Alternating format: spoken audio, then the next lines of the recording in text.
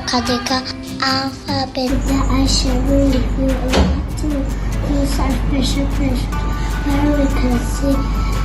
animals from all around the world like elephants, zebras, and lions, all in one place. Thank you for listening to my presentation, and let me show you how I do my